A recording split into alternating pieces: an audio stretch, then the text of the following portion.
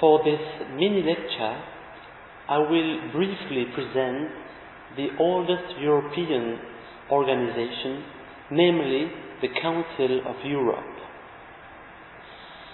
First, I will describe the historical background of its foundation. Secondly, its structure and functions will be reviewed. Thirdly, I will underline differences with other European organizations before drawing some conclusions.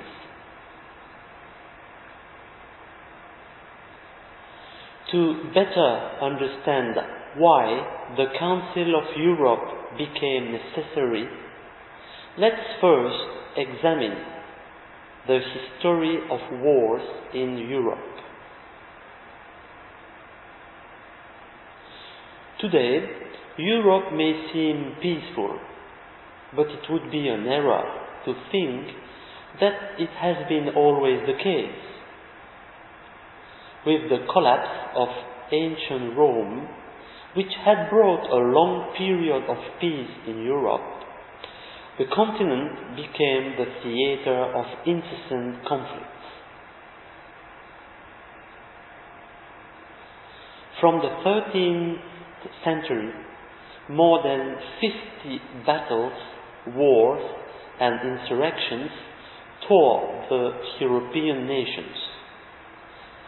On the following graph, the number of conflicts by century shows a sharp increase from the start of the 19th century toward the middle of the 20th century.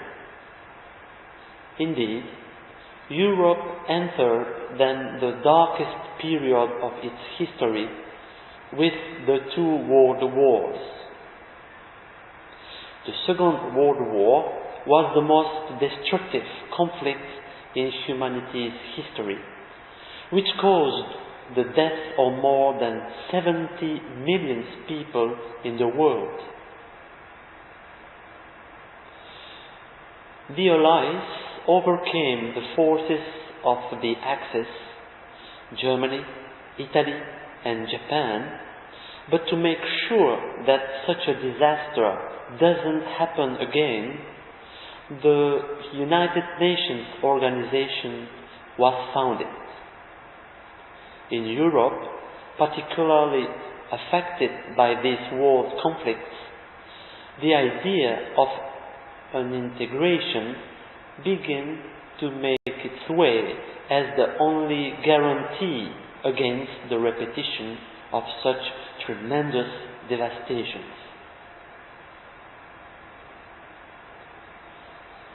One of the best representations of the sadness of the war in Europe can be found in Strasbourg, in Alsace, which is a region at times part of France, some other times part of Germany, both nations being enemies of each other during wars.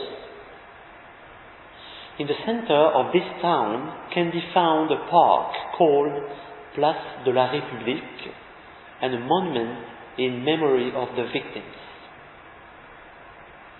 As you can see, it represents a mother mourning her two sons killed during the war, one being French and the other German. On the commemorative plaque, one can read "Un hommage" to our dead, where "our" refers to France as well as to Germany.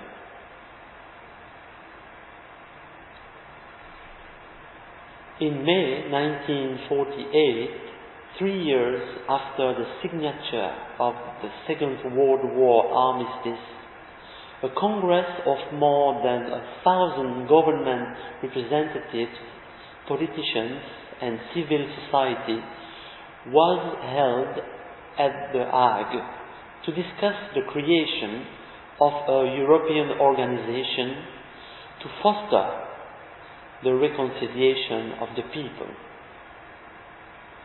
The Congress adopted a message to the Europeans, requiring the coordination of economic policies, a European Assembly, the integration of Germany, a Charter of the Human Rights, a Court of Justice, and a Center of Childhood, Youth and Culture.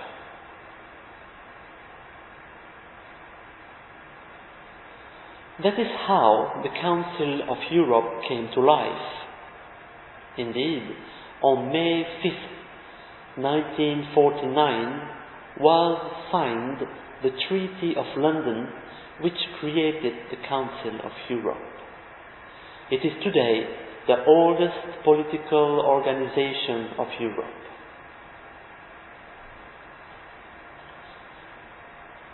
The original signatories were Belgium, Denmark, France, Republic of Ireland, Italy, Luxembourg, Netherlands, Norway, Sweden, and United Kingdom, joined the same year by Greece and Turkey. Today, the Council is composed of 47 countries, which are here classified by historical order of membership.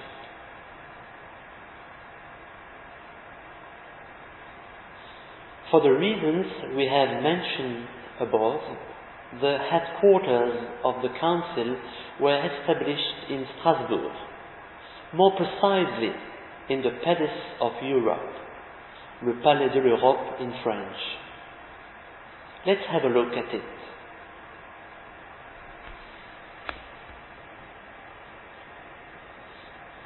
As you can see on the picture, the name is in French as well as in English. The reason is that they are both official languages of the organization. On the next slide, you can see the drive leading to the building entrance.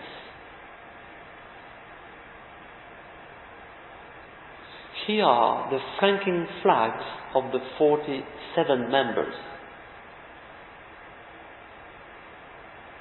You can see here two other wider views of the front part of the Palace of Europe.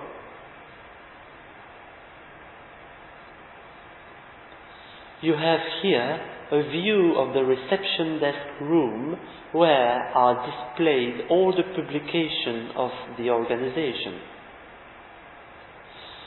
Computers are also at your disposal to access electronic libraries of the Council.